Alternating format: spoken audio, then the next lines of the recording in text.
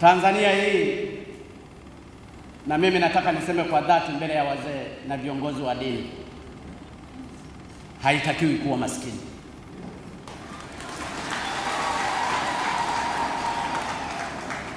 Tanzania hii ina kila kitu. Tanzania hii ina utajiri wa kila aina. Tanzania hii haitakiwi kuwa na wanafunzi wanakaa chini. Tanzania hii haitakiwi watu wawe wanakosa maji. Tanzania hii haitakiwi unapoenda Muhimbili au kwenye hospitali zetu unakuta watu wamelala kwenye kitanda, watu 5 wengine chini. Tanzania hii ni yenye neema, lakini ni lazima tujue wapo watu wachache waliotufikisha hapa.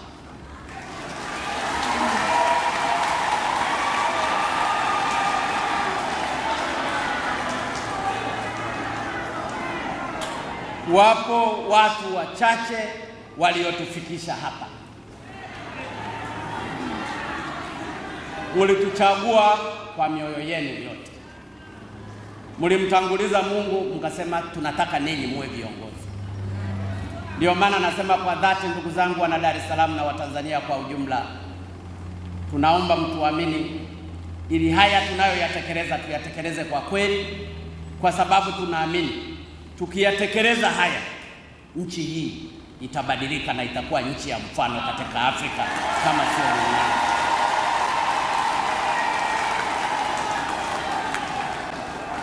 Ndugu zangu wana Dar es Salaam, ninyi wenyewe mmekuwa ni mashahidi mabilioni ya fedha za Watanzania zinavyotumika ovyo.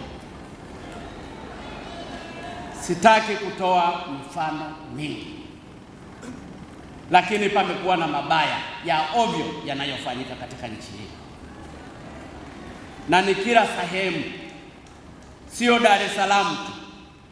Nenda wilayani, nenda mikoani, nenda kwenye vijiji, kila mahali. Kwa hiyo ifike mahali sisi wa Tanzania tujiulize, tulimkosea nini Mungu? Kwa nini Mungu asitusamehe kwa makosa yetu tuliyoyafanya?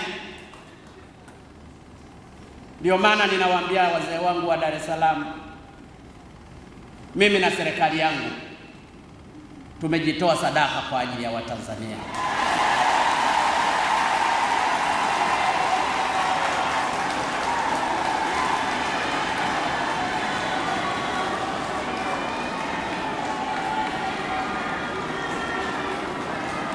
Tunaomba muendelee kutupa nguvu,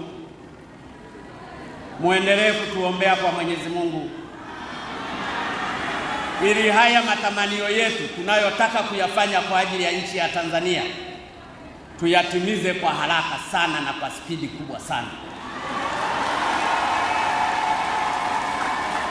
Na sisi ndani ya serikali tumejipanga, yule yoyote atakayejaribu kutukwamisha tutambomoa.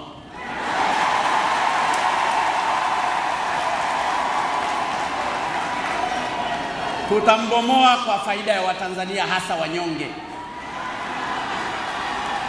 Haiwezekani Watanzania kila mahali unapokwenda unakuta wanalia, wakati Tanzania ina rasilimali za kila aina. Ninyi wote wazee, mzee Mkali na wazee wengine mkiongozwa na baba wa taifa, mlihangaikia hii nchi tukapata uhuru miaka zaidi ya 50 iliyopita. Uhuru tumeshaupata. Sasa hivi kinachotakiwa ni maendeleo ya huo uhuru mliokuwa mkiutafuta. Na jukumu letu sisi kama vijana wenu ambao mmetutuma tufanye kazi, tutaitimiza kwa nguvu zote.